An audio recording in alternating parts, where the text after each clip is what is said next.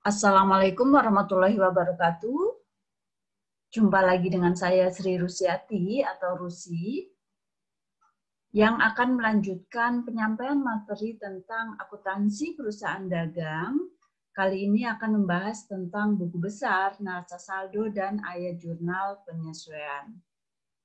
Yang pertama akan membahas tentang buku besar pembantu, yaitu buku besar yang merinci saldo dari buku besar utamanya.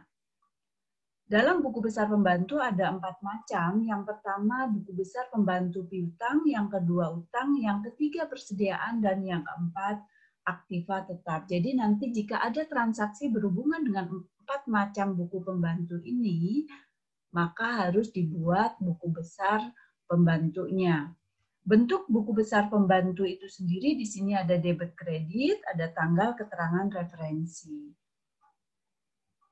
Proses pencatatan buku besar pembantu itu sendiri dapat dilakukan dari bukti transaksi langsung ke dalam buku pembantu atau dari jurnal khusus, di mana di pertemuan sebelumnya kita sudah membuat jurnal khusus untuk memperjelas atau agar dapat mudah dipahami. Saya ingin tampilkan lagi jurnal khusus yang sudah dibuat, apakah terjadi transaksi dari keempat macam tadi.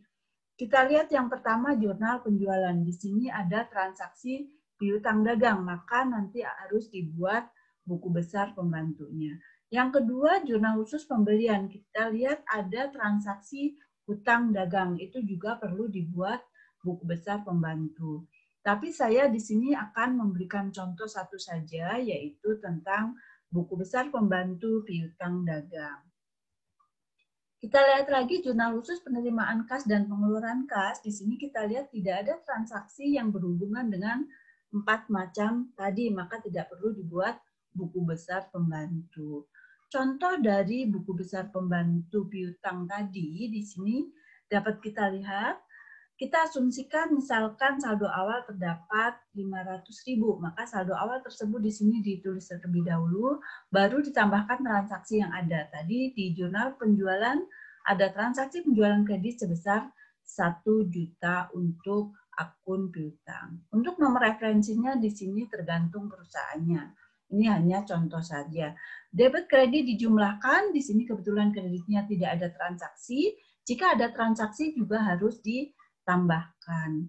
Debit kredit diselisihkan sehingga memperoleh selisih saldo akhir 1.500.000. Itulah contoh dari buku besar pembantu. Posting dari jurnal khusus ke buku besar di sini juga harus dilakukan. Setelah semua transaksi dicatat dalam jurnal khusus, rekapitulasi, maka langkah selanjutnya memindahkan ke dalam buku besar secara berkala pada akhir bulan. Nah, di sini rekapitulasi pertemuan sebelumnya sudah dibuat. Di sini saya tampilkan kembali dan saya akan memberi contoh hanya satu akun saja. Pada prinsipnya semua akun di sini harus dibuat buku besarnya. Transaksinya harus diposting semuanya ke dalam buku besar. Apakah di rekapitulasi berikutnya ada transaksi piutang? Nanti kita lihat. Di jurnal pembelian tidak ada, di jurnal penerimaan kas, pengeluaran kas tidak ada, dan di jurnal umum terdapat transaksi piutang 1 di sebelah kredit. Maka kita lihat posting jurnal khusus tersebut ke dalam buku besarnya, dapat kita lihat, kita tulis terlebih dahulu nomor rekeningnya, yaitu untuk piutang dagang. Jika diasumsikan saldo awalnya ada 2.500.000, maka ditambahkan dengan transaksi yang ada di jurnal penjualan tadi, yaitu di debit 1 juta dan kreditnya dari jurnal umum 100.000. Diselisihkan total debit dan kredit sehingga menghasilkan saldo normal 3.400.000 yang akan dipakai sebagai saldo awal di bulan berikutnya. Saya lanjutkan ke ayat jurnal penyesuaian atau adjusting journal entry. Di sini pada prinsipnya perkiraan-perkiraan yang memerlukan penyesuaian pada perusahaan dagang dan perusahaan jasa itu adalah sama. Perbedaannya di perusahaan dagang ada tambahan perkiraan yaitu persediaan barang dagangan. Dalam pencatatan metode penyesuaian di sini ada 2 cara. Yang pertama adalah metode ikhtisar rugi laba. Persediaan awal dan persediaan akhir harus di jurnal masing-masing.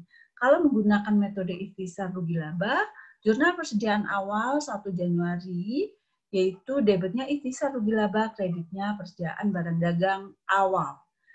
Jurnal persediaan barang dagang akhirnya, debitnya persediaan barang dagang akhir, kreditnya ikhtisar rugi laba. Tinggal untuk memudahkan mengingat, kalau persediaan awal ikhtisar rugi labanya debit, kalau persediaan akhir ikhtisar rugi labanya kredit. Metode yang kedua adalah metode harga pokok penjualan. Di sini juga harus di jurnal persediaan barang dagang awalnya dan akhirnya. Untuk memudahkan mengingatnya juga, kalau jurnal persediaan barang dagang awal, harga pokok penjualannya di debit. Kreditnya tinggal tergantung transaksinya. Pembelian, biaya angkut pembelian, persediaan awal. Tapi debitnya harga pokok penjualan. Yang kedua, persediaan barang dagang akhir dengan menggunakan metode harga pokok penjualan. Nah, harga pokok penjualannya di sini semua dikredit untuk persediaan akhir. Debitnya apa? Retur pembelian, potongan pembelian, dan persediaan akhir. Itu untuk mudah mengingatnya. Saya lanjutkan lagi ke contoh membuat ayat jurnal penyesuaiannya. Di sini ada neraca saldo perusahaan dagang Dwi Hafid tanggal 31 Desember 2010 dengan total 897.850 debit kredit sama. Ada kas, piutang dagang, persediaan, dan sebagainya. Transaksi data penyesuaian yang terjadi, yang pertama adalah dikatakan bahwa persediaan barang dagang yang ada pada akhir periode 20.500. Di sini dicatat di jurnal, persediaan awalnya di jurnal, persediaan akhirnya di jurnal. Persediaan awal tadi ada 27.500, maka jurnalnya ikhtisar rugi laba, kreditnya persediaan barang dagangan 27.500. Untuk jurnal persediaan akhirnya, debitnya persediaan barang dagangan, kreditnya ikhtisar rugi laba 20.500. Data penyesuaian yang kedua adalah advertensi dibayar di muka. Jurnalnya advertensi dibayar di muka akunnya karena belum ada, maka dibuat baru. Kreditnya biaya advertensi sebesar 1.500.000. Yang berikutnya gaji yang masih harus dibayar. Jurnalnya biaya gaji, kreditnya hutang gaji sebesar 11.500.000. Begitu juga sewa yang masih harus dibayar, debitnya biaya sewa, kreditnya hutang sewa, nomor akunnya ditulis sebesar 3.600.000. Untuk akun-akun yang belum ada di sini dibuat akun baru. Untuk transaksi 5 dan 6, yaitu penyusutan kendaraan dan penyusutan peralatan, debitnya depresiasi kendaraan, kreditnya akumulasi depresiasi kendaraan sebesar 4.100.000. Begitu juga untuk depresiasi peralatan debit, akumulasi depresiasi peralatan kredit sebesar 2 juta. Ayat jurnal penyesuaian ini dijumlahkan sehingga total debitnya sama 70.700. Kurang lebih itu materi yang dapat saya sampaikan, mudah-mudahan bisa dipahami. Nanti untuk pertemuan berikutnya saya akan lanjutkan lagi membahas tentang neraca lajur perusahaan dagang yang akan melanjutkan dari contoh data penyesuaian Dwi Hafid ini. Terima kasih. Wassalamualaikum warahmatullahi wabarakatuh.